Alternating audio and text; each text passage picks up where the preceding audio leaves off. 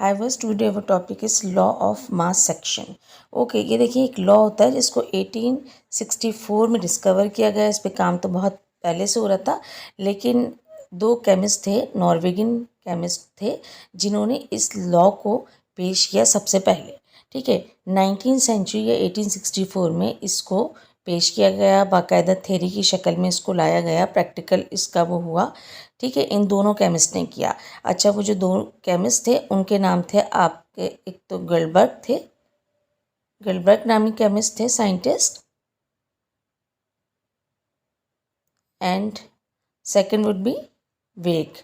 Okay, ये दोनों chemist थे जिन्होंने इस पे काम किया, इसलिए इसको लॉ ऑफ मास एक्शन के साथ साथ लॉ ऑफ गलबर्ग एंड वेग भी कहा जाता है। इसके दोनों नाम होते हैं इस लॉ के। ओके, अब लॉ ऑफ मास सेक्शन को थोड़ा आगे लेकर चलते हैं। ये है क्या, इसमें एक्चुअली मास सेक्शन की बात होती है किस चीज़ के, रिएक्टेंट के। आपको पता है रिएक्टेंट जब आपस में मिलते हैं तो जाहिर है प्रोडक्ट बनती है। यहाँ पे इस लॉ में रिएक्टेंट को ही आप सबसे पहले मेन पॉइंट पे रखते हैं। रिएक्टेंट के हवाले से इसमें बात होती है, यानी कि एक्टिव मास में यहाँ पे लिख सकती हूँ कि एक्टिव मास या मोलर कंसंट्रेशन। ओके, दोनों देखिए एक ही चीज़ें हैं। आप इसको एक्टिव मास भी कह सकते हैं, मोलर कंसंट्रेशन भी कह सकते हैं। इसको हम जो है शो करने की, इसको एक साइन होता है, जहाँ कहीं भी आप देखिएगा रिएक्टेंट के साथ इस तरह से ब्रैकेट लगी हो या प्रोडक्ट के साथ, वो उसका एक्टिव मास होता है। अच्छा, ब्रैकेट के फॉर्म में शो करते हैं। एक्चुअली हमने इसके ऊपर इसकी पावर लगानी होती है, तभी वो शो होगा कि इसका एक्टिव मास कितना ज़्यादा है या मोलर कंसंट्रेशन कितनी ज़्यादा है। ओके, अच्छा इसकी एक एग्जांपल देती हूँ मैं। लेट सपोज H2 + O2 को आप मिलाइए तो रिवर्सिबल रिएक्शन है, वाटर बनता है। अच्छा, ये जो लॉ ऑफ मास एक्शन है वो जस्ट रिवर्सिबल रिएक्शन पर ही अप्लाई होता है, यानी कि इरिवर्सिबल पर ये कभी भी अप्लाई नहीं होगा। All right, reversible reaction it means, जैसे कि हमने पहले पढ़ा, फॉरवर्ड रिवर्स दोनों होते हैं। अब यहाँ पे देखिए वाटर बना, हाइड्रोजन ऑक्सीजन को आपने मिलाया। सबसे पहला स्टेप तो है इसको बैलेंस कीजिए। ठीक है, यहाँ पे देखें आपने बैलेंस किया, यहाँ हाइड्रोजन के आगे आपने बैलेंस किया, 2 लगाया। अच्छा, यहाँ हम इसको ब्रैकेट में लिखेंगे। अच्छा, ये 2 जो यहाँ पे लगा है दोनों तरफ, जैसे कि हमने इक्वेशन बैलेंस में पढ़ा है पीछे, कि ये कोफिशिएंट होते हैं जो कि बैलेंस करने के लिए लगाए जा सकते हैं। इनको चेंज किया जा सकता है अपने इक्वेशन के लिहाज से, अपने सब्सटेंसेस की तादाद के लिहाज से, रिएक्टेंट प्रोडक्ट बराबर करने के लिए। ठीक है, अच्छा ये तो बहुत इजी सा है, आपने पहले भी इससे बहुत अच्छी तरीके से आप वो हैं अवेयर। अच्छा, अब देखिए, अब यहाँ पर ये चीज़ है, ये आपकी रिएक्टेंट, जैसे कि एज़ यूजुअल आपको पता है ये है आपका प्रोडक्ट। ठीक है, अच्छा अब इसको जो है ना, हम अभी सिर्फ रिएक्टेंट की बात कर रहे हैं। ठीक है, रिवर्सिबल रिएक्शन हो रहा है, लेकिन बात हम सिर्फ रिएक्टेंट की कर रहे हैं। इसको हम लिखेंगे, देखिए मोलर कंसंट्रेशन हमने मालूम करना है, एक्टिव मास, इस तरह से ब्रैकेट के फॉर्म में लिखेंगे। ठीक है, अच्छा अब यहाँ पर देखें H2 लिखा मैंने, और सेम एज सच यहाँ पे O2 लिखा है। देखें इसकी पावर है H2 की, हाइड्रोजन की, ये जो है ये ब्रैकेट के ऊपर आएगी, कोफिशिएंट है, पावर जो भी आप इसको कह लीजिए, ये देखें इस तरह से आएगी। ठीक है, तो ये चीज़ जो होगी ना, इसके एक्टिव मास को शो करेगी, इसीलिए हम इसको इस ब्रैकेट के फॉर्म में लिखते हैं। यही इसकी पहचान होती है, डायरेक्टली प्रोपोर्शनल टू होती है ये। जो भी इसकी जैसे जैसे कोफिशिएंट बढ़ेगा, नंबर बढ़ेगा, सब्सटेंस की रेट या स्पीड भी बढ़ेगी रिएक्शन में उसकी, वो इतनी तेज़ी से ही हिस्सा लेगा, क्योंकि एक्चुअली एक्टिव मास का मतलब ही यही होता है कि take parts in the reaction. Okay, मैंने इसकी पावर बढ़ाई, देखें सब्सटेंस की रेट बढ़ेगी मज़ीद, पहले 2 थी, फिर 3, अब 4 हुई, सब्सटेंस की रेट मज़ीद बढ़ेगी। ठीक है, अच्छा तो लेट सपोज, ये मैं फ़र्ज़ करने के लिए कह रही हूँ, 2 है, लेट सपोज हाइड्रोजन पे, ऑक्सीजन पे भी मैंने 2 कर दी, सब्सटेंस की रेट बढ़ेगी। जैसे जैसे इसकी कोफिशिएंट बढ़ रहा है, सब्सटेंस की रेट बढ़ रही है, इट मीन्स कि इसका एक्टिव मास बढ़ रहा है, नंबर ऑफ मोल्स बढ़ रहे हैं। ठीक है, तो यहाँ पर इसीलिए हम इसको स्क्वायर ब्रैकेट की फॉर्म में शो करते हैं, इसकी पावर इसके साथ आती है, और इस चीज़ को हम एक्टिव मास कहते हैं। यानी कि ये एक एक्टिव का मतलब है कि वो हिस्सा सब्सटेंसेस का जो कि take part in the reaction, reaction में हिस्सा ले रहा है, एक्टिव है। ठीक है, अपने नंबर ऑफ मोल्स के लिए। ठीक है, अच्छा नंबर ऑफ मोल्स की वजह से, तो यहाँ पर देखें जैसे जैसे हम पावर बढ़ा रहे हैं वैसे वैसे रिएक्शन तेज़ी से बढ़ रहा है और इसकी स्पीड बढ़ रही है, कोई भी आप सब्सटेंस ले लें। All right, are you getting my point. तो इस तरीके से लॉ ऑफ मास एक्शन जो है इसी चीज़ पर आपका का जो है वो कंसिडर करता है। जिस जिस तरीके से आप उसके मोल्स को बढ़ाएंगे, नंबर ऑफ़ मोल्स बढ़ेंगे, एक्टिव मास एज़ यूजुअल बढ़ेगा, सब्सटेंस की रेट बढ़ेगी। अच्छा, अब हम इस लॉ को दो हिस्सों में पढ़ते हैं, पार्ट 1 और part 2। So part 1 definition is, rate जो होती है किसी भी सब्सटेंस की वो डायरेक्टली प्रोपोर्शनल होती है उसके एक्टिव मास से। यानी एक्टिव मास जितनी तेज़ी से बढ़ेगा वो रिएक्शन में उसकी रेट भी उतनी तेज़ी से बढ़ेगी। अच्छा, यहाँ हम सिर्फ इंडिविजुअल रिएक्टेंट की बात करेंगे, ठीक है। ये डेफिनेशन फर्स्ट होती है आपकी। अच्छा, ये आपसे क्या कहती है, दोनों ही सेम डेफिनेशन है लेकिन यहाँ पे अलग अलग रिएक्टेंट की बात करेंगे। सो यहाँ पे हम कह सकते हैं कि reactant reactant react reactant react speed, या हम रेट भी कह सकते हैं इसको, is directly proportional to its active mass. Okay, active mass, या हम कह सकते हैं मोलर कंसंट्रेशन। ओके, आप दोनों ही इसको कह सकते हैं, मैं इसको और ठीक कर देती हूँ, टू इट्स एक्टिव मास और मोलर कंसंट्रेशन। ओके, यानी कि कोई भी रिएक्टेंट जितना ज़्यादा एक्टिव मास रखेगा उसकी स्पीड भी उतनी ही तेज़ होगी रिएक्शन में, वो उतना ही एक्टिव होगा। ओके, और कोई रिएक्टेंट अगर दूसरा रिएक्टेंट उससे कम एक्टिव मास रखता है तो उसकी स्पीड एज़ कम्पेयर टू पहले रिएक्टेंट के कम होगी। ऑलराइट, तो इस तरीके से लॉ ऑफ मास एक्शन की डेफिनेशन फर्स्ट हमें इंडिविजुअल रिएक्टेंट के बारे में बताती है, ठीक है। इसमें हम अलग अलग रिएक्टेंट की बात करते हैं क्योंकि समटाइम्स दो रिएक्टेंट हिस्सा लेते हैं, समटाइम्स एक ही होता है जो प्रोडक्ट बनाते हैं, समटाइम्स तीन होते हैं। तो जिसका एक्टिव मास ज़्यादा होगा, मोलर कंसंट्रेशन ज़्यादा होगी, नंबर ऑफ मोल ज़्यादा होंगे, उसी की स्पीड भी रिएक्शन में या रेट जो है वो ज़्यादा होगी या तेज़ होगी, ठीक है। जिसका कम होगा तो उसकी स्पीड रिएक्शन में कम होगी या उसकी रेट कम होगी उस रिएक्टेंट की। तो हम कह सकते हैं कि किसी भी रिएक्टेंट का अगर एक्टिव मास ज़्यादा है, ओके, एक्टिव मास मोर है, तो इसका मतलब क्या है कि उसकी स्पीड या उसकी रेट भी ज़्यादा है, ठीक है। और अगर एक्टिव मास उसका कम है, तो उसकी रेट या स्पीड भी कम होगी, ठीक है। एक्टिव मास लेस है तो उसकी रेट या स्पीड भी लेस होगी। Alright, so you got it. इस तरह से ये एक्टिव मास, मोलर कंसंट्रेशन या नंबर ऑफ मोल्स को कंसिडर कर, इसलिए हम कह सकते हैं कि एक रिएक्टेंट की स्पीड दूसरे रिएक्टेंट से मुख्तलिफ हो सकती है। सो उसका जो रिएक्शन में पार्ट होगा वो भी मुख्तलिफ हो सकता है। इसको हम एक एग्जाम्पल के ज़रिए से देखते हैं। ओके, लेट सपोज हमको हाइड्रोजन जो है वो दिया गया है, इसका गिवन मास है इसका 1 ग्राम, ठीक है। अच्छा, इसके साथ ही आयोडीन का गिवन मास है हमारे पास 127 ग्राम। आपको पता है मोल्स किस तरह से निकालते हैं। सबसे पहले number of mole find out कीजिए, सबसे पहले इसकी इक्वेशन बनाइए, H2+I2, बहुत फेमस इक्वेशन है, हमने पढ़ते चले आ रहे हैं शुरू से। 2HI बन गया, हाइड्रोजन आयोडाइड। अब यहाँ पे देखिए, इसको इस तरीके से एक्टिव मास की सूरत में, मोलर कंसंट्रेशन की सूरत में लिखिए। इसके ऊपर कोई कोफिशिएंट नहीं है क्योंकि कोई पावर या कोफिशिएंट यूज़ नहीं हो रहा। यहाँ पे देखिए, यहाँ पर प्रोडक्ट के पास लगी है लेकिन हम तो बात रिएक्टेंट की कर रहे हैं। ऑलराइट, अच्छा, ये आपकी लेट्स सपोज ये पूरी इक्वेशन है जो कि आप कर रहे हैं। ऑलराइट, इसको हमने सॉर्ट आउट करना है। अच्छा, यहाँ पे देखिए पावर दोनों के पास नहीं है। अब जब आप इसके मोल्स निकालेंगे, मोल्स निकालना तो सबको आता है, गिवन मास दिया जाता है ऊपर और जो इनका अपना मॉलिक्यूलर मास होता है वो नीचे होगा। H2 और I2 का जब आप निकालेंगे 0.5 निकलेगा, दोनों का 0.5 निकलेगा।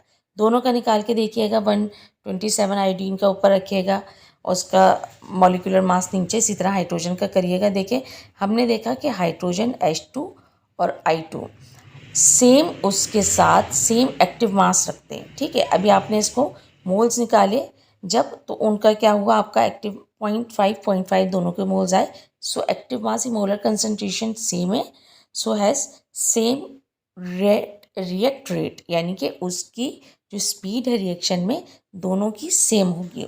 ऑलराइट, यही हमारा मास एक्शन कहता है। अच्छा, लेट सपोज थोड़ा सा इसको मुख्तलिफ कर लेते हैं। अगर हाइड्रोजन का मैं एक्टिव मास कम कर देती हूँ 0.5, ठीक है, दूसरी तरफ आयोडीन का ज़्यादा कर देते हैं, 2 कर देते हैं, लेट सपोज। बस जस्ट आपको अंडरस्टैंड करने के लिए, समझाने के लिए मैं ये बता रही हूँ। तो यहाँ पर देखिए, आयोडीन का मोर हो गया, हाइड्रोजन का लेस हो गया एक्टिव मास, ठीक है। तो होगा क्या कि आयोडीन का जब एक्टिव मास ज़्यादा हुआ तो उसकी रिएक्शन की रेट भी ज़्यादा हो गई हाइड्रोजन के मुकाबले में, हाइड्रोजन की कम हो जाएगी। ठीक है, इस तरीके से ये जो लॉ का पहला स्टेप है इंडिविजुअल रिएक्टेंट के रेट को जाहिर करता है। हमने इनके नंबर ऑफ मोल्स निकाल के इनका एक्टिव मास मालूम करना है और फिर देखना है कि कौन तेज़ी से रिएक्ट कर रहा है। Okay, now second definition is total active masses of reactant directly proportional to rate of chemical reaction. Okay, यहाँ पर हम इसको किस तरीके से देखेंगे? We can say according to second definition law of mass action हमसे ये कहती है कि एक्टिव मैसेस ऑफ रिएक्टेंट, यहाँ देखिए मैस का लफ्ज़ यूज़ नहीं हो रहा है, मैसेस का लफ्ज़ यूज़ हो रहा है, ऑफ रिएक्टेंट्स, यानी कि टोटल नंबर ऑफ रिएक्टेंट्स जितने भी होंगे उन सब के मिला के जो एक्टिव मैस होंगे वो डायरेक्टली प्रोपोर्शनल टू होते हैं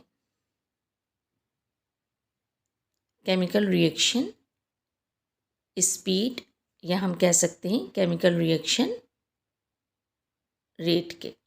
ओके, तो जैसे जैसे आपके रिएक्टेंट्स के एक्टिव मैसेज ज़्यादा होंगे वैसे वैसे आपकी केमिकल रिएक्शन की रेट बढ़ेगी। यहाँ टोटल एक्टिव मैस की बात हो रही है, वहाँ हमने इंडिविजुअल रिएक्टेंट की बात की थी, यहाँ हम टोटल रिएक्टेंट्स के जो एक्टिव मास हैं उनकी बात कर रहे हैं। ठीक है, उनको हम मिला के कहेंगे कि इसका इतना एक्टिव मास है तो केमिकल रिएक्शन इतना तेज़ी से बढ़ेगा। देखें H2+I2 वही एग्जाम्पल हमने ली, हाइड्रोजन आयोडाइड बना, बहुत मशहूर ज़माने एग्जाम्पल है और क्योंकि आपकी उसमें यूज़ बहुत हो रही है सिलेबस में ये।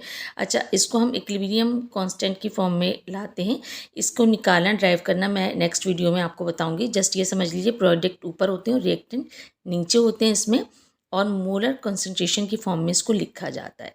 ठीक है, देखें 2 इसकी पावर ऊपर लगाई, H2 और I2 के पास कोई कोफिशिएंट नहीं है तो हमने उसको वैसे ही लिखा। हाइड्रोजन आयोडीन के पास कोई कोफिशिएंट की ज़रूरत नहीं थी। यहाँ देखें हाइड्रोजन और आयोडीन का मिला के हम देखेंगे इनका एक्टिव मास क्या हो रहा है दोनों रिएक्टेंट का, तो इस तरीके से इसकी केमिकल रिएक्शन की रेट भी बढ़ेगी टोटल एक्टिव मास देख के। ऑलराइट, अच्छा अब हम ये करते हैं इसकी एक और सेकंड एग्जांपल की तरफ आते हैं। लेट्स सपोज मेरे पास वाटर है, ठीक है, H2+O2 मैंने मिलाया, रिवर्सिबल रिएक्शन है, देखिए वाटर बना। अब यहाँ पे देखिए कोफिशिएंट आ रहे हैं क्योंकि इक्वेशन बैलेंस करने में इसकी ज़रूरत हो रही है। ठीक है, अच्छा अब मैं इसको उसी फॉर्म में लिख देती हूँ इक्विलिब्रियम फॉर्म में, Kc is equal to product ऊपर रिएक्टेंट नीचे, H2 मैंने ऊपर लिखा, उसका कोफिशिएंट ऊपर, यहाँ पे H2 लिखा, इसकी पावर लगाई मैंने, साथ में ऑक्सीजन आपने ऐसे ही लिखा, उसकी कोई पावर या कोफिशिएंट नहीं था। मैं इसको ठीक कर लेती हूँ थोड़ा। अच्छा अब यहाँ पर आप देखें, लेट सपोज मैं ऐसी एक बात करूँ कि नंबर ऑफ मोल्स आपने निकाले, तो लेट सपोज आपके पास हाइड्रोजन और ऑक्सीजन का आप मिला के एक्टिव मास निकालेंगे। लेट सपोज हाइड्रोजन का आपके पास 2 आया एक्टिव मास, ऑक्सीजन का भी 2 आया है, तो ये क्या हो गया 4। आप कहेंगे इनका एक्टिव मास क्या है, रिएक्टेंट्स का 4 है, तो इसके केमिकल रिएक्शन की रेट भी आगे उसी तरह प्रोसीड होगा तेज़ी से जितने ज़्यादा एक्टिव मासेस होंगे। ओके, अच्छा अगर कम होंगे तो ज़ाहिर है कम आहिस्ता रेट उसकी होगी केमिकल रिएक्शन की। अच्छा ये होता क्या है या इसके पीछे क्या केमिस्ट्री होती है, हम इसके लिए हम एक जनरल केमिकल इक्वेशन बनाते हैं। लेट सपोज A+B आपने लिया, ये रिएक्टेंट है आपके, रिवर्सिबल रिएक्शन है, C+D आपकी प्रोडक्ट बनती है। ओके, अब जैसे जैसे इन रिएक्टेंट की एक्टिव मास बढ़ेगा, एक्टिव मास बढ़ेगी, वैसे वैसे इसकी रिएक्शन की रेट भी बढ़ेगी।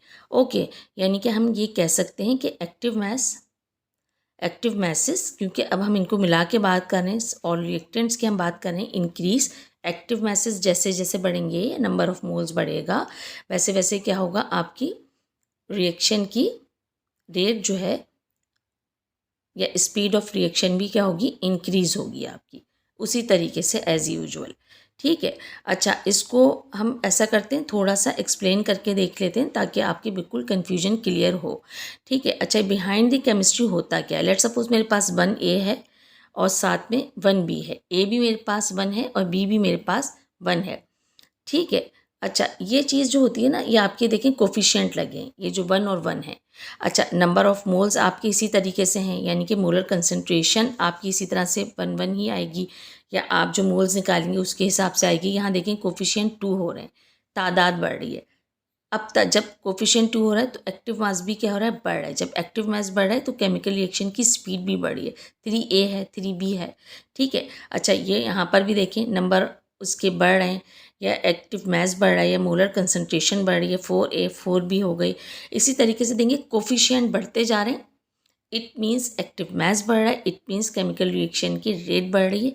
होता क्यों है ये एक्चुअली एक्टिव मास जो है आपका जो इंक्रीज होता है, या हम कहते हैं कि ये तेज़ हो रहा है, बढ़ रहा है, केमिकल रिएक्शन बढ़ रहा है, स्पीड बढ़ रही है, या केमिकल रिएक्शन तेज़ी से प्रोसीड हो रहा है, इसके पीछे बिहाइंड द सीन केमिस्ट्री क्या होती है आपको पता है? ये ड्यू टू कोलिजन होता है, ठीक है, क्योंकि जितने ज़्यादा सब्सटेंसेस होंगे आपस में कोलाइड उतना ही ज़्यादा करेंगे, कोलिजन उतना ही होगा, केमिकल रिएक्शन की फिर स्पीड तेज़ होगी, ठीक है। जिस तरह से एक रोड पे गाड़ियाँ होती हैं ना, शोर ज़्यादा होता है तो वो क्राउड फील होता है आपको। लेट सपोज यहाँ पे देखें 1A और 1B है, मैं आपको इसको क्लियर बना के दिखाती हूँ इस कोलिजन की थेरी को। यहाँ पे देखें मैंने एक A बनाया, नीचे देखें सिंपल एक B बना दिया। अब क्या होगा, ये दोनों आपस में, इसको मैं थोड़ा सा और ठीक करके बना देती हूँ, ठीक है। ये देखिए इस तरीके से, अब ये देखिए ये आपस में इस तरह से कोलाइड करते हैं, ठीक है, एक दूसरे से टकराएंगे। अब हम यहाँ पर कह सकते हैं कि 1:1 की यहाँ पर रेशो आती है। अब यहाँ पर देखें रिएक्शन जब ये आपस में टकराएंगे तो रिएक्शन क्या होगा, तेज़ होगा, स्पीड बढ़ेगी। यहाँ पे 2A है, मैंने दूसरी तरफ 2B ले लिया। अब मैं इसको भी थोड़ा आपको बनाकर दिखाती हूँ। ये देखिए, लेट्स हैव अ लुक, ये देखिए इस तरीके से 2A बना दिए और सेम उसी तरीके से एज यूजुअल नीचे 2B हैं ये, ठीक है। अच्छा अब क्या होगा, ये आपस में कोलाइड होंगे, ये A इस B के साथ, ये इस B के साथ। अब यहाँ पर देखें मज़ीद आगे दूसरा A इस B के साथ और इसके साथ, तो यहाँ पे देखें कोलिजन बढ़ रहा है, देखें कोफिशिएंट बढ़ रहा है ना, कोलिजन बढ़ रहा है, 2:2 हो गया, इट मीन्स 4। अब ये इतने ज़्यादा कोलाइड हो रहे हैं, यानी कि पहले वाले से इसका एक्टिव मास 2A और 2B का ज़्यादा हो गया है, केमिकल रिएक्शन की रेट ज़्यादा हो गई क्योंकि कोलिजन हो रहा है तेज़ी के साथ, ओके। अच्छा इसके अलावा आगे देखिए, इसको बढ़ाते हैं थोड़ा, 2A और 3B कर लीजिए, ऐसा करें, ठीक है। अच्छा ज़रा बना के देखते हैं इसको उसी तरीके से, 2A बनाया आपने सेम, अच्छा नीचे B बना दिया 3 टाइम्स, ऑल राइट, ओके। अच्छा यहाँ पे देखिए इसके साथ कोलाइड करेगा, इसके साथ दूसरा देखें, इसके साथ सेकंड B के साथ एंड थर्ड B के साथ, तो आपस में देखें कोलाइड कर रहे हैं। आपस में जब कोलाइड करेंगे तो जाहिर है केमिकल रिएक्शन की क्या होगा, रेट बढ़ेगी। अच्छा अब इसको ज़रा मल्टीप्लाई करके हम देखेंगे, 2 2 3 6 होता है। आगे चलें थोड़ा सा और आगे, 3A और 3B को हम लेके चलते हैं। अच्छा इसमें देखिए 3 टाइम्स मैंने इसमें A बना लेती हूँ, सेम उसी तरीके से, ओके। अच्छा नीचे देखें सेम 3 टाइम्स हमने B बना लिए वैसे ही। अच्छा अब देखिए ये इसके साथ कोलाइड करेगा, इसके साथ एक B A 3B के साथ करेगा, देखें तीसरा भी देखें, एक के साथ, दूसरे के साथ, तीसरे के साथ करेगा। ये ज़रा मल्टीप्लाई करके देखें, 3 3 9 होगा, ठीक है। तो यहाँ पर देखिए मैं इसको ऊपर लिख देती हूँ इसकी मल्टीप्लिकेशन, यहाँ पे ये देखिए 2 3 कितने हो गए, 6 हो गए, इसका नंबर ऑफ कोलिजन बढ़ गया है, ठीक है, पीछे वाले से। अच्छा आगे देखें 3 3 कितने होते हैं, 9 होते हैं, इसका नंबर ऑफ कोलिजन 2 3 6 से भी ज़्यादा बढ़ गया है। तो यहाँ पर देखें, यहाँ पर इसको मैं और क्लियर करके लिख देती हूँ ताकि आपको थोड़ी और आसानी हो जाए। अच्छा देखिए इससे क्या हो रहा है, कोफिशिएंट बढ़ने से क्या हो रहा है, इसका इसका एक्टिव मास बढ़ रहा है, क्योंकि कोलिजन तेज़ हो रहा है तो ही तो उसके एक्टिव मास का फ़ायदा हो रहा है उसको, और रेट या स्पीड केमिकल रिएक्शन की बढ़ रही है, ठीक है। अच्छा यहाँ पे देखिए हम कह सकते हैं कि active mass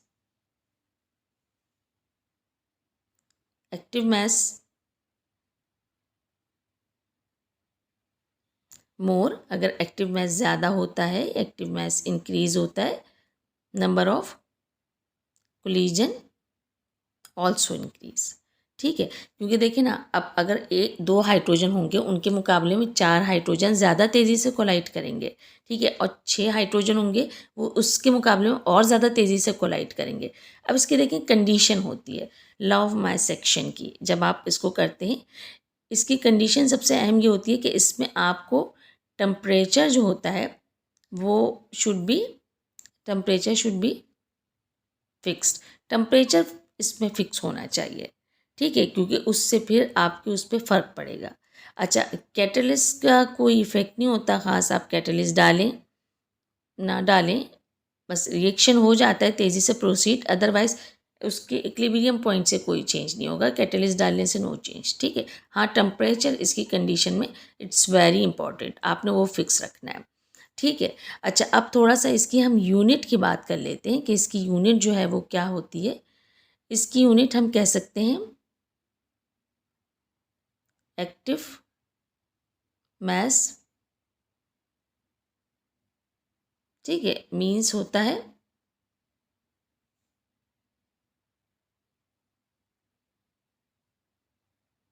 molar concentration. Alright, active mass means होता है मोलर कंसंट्रेशन, ये तो हम शुरू से ही पढ़ते चले आ रहे हैं। अब इसकी यूनिट मोल्स पर लीटर होती है, ठीक है। अच्छा, यू गॉट इट। अच्छा, ये वॉल्यूम है लीटर। अब आगे चलें, इसको हम इसको मोल पर डीएम क्यूब भी लिख सकते हैं। आपके जो सिलेबस है ना उसमें डीएम क्यूब ही यूज़ हुआ है, मोल पर डीएम क्यूब। अगर हम इसको इस तरह से नहीं लिख सकते, हम चाहते हैं कि डीएम क्यूब इसके साथ हो, मल्टीप्लिकेशन में हो, तो मोल इंटू डीएम क्यूब आ जाता है, लेकिन फिर उसका क्यूब माइनस की फॉर्म में चला जाता है, ठीक है। तो ये इसकी जो है यूनिट्स होती हैं इस मास मैस सेक्शन की, लॉ ऑफ मास सेक्शन की, इसी के तहत आपके न्यूमेरिकल्स होते हैं। Okay, so you have to practise and good bye till the next section.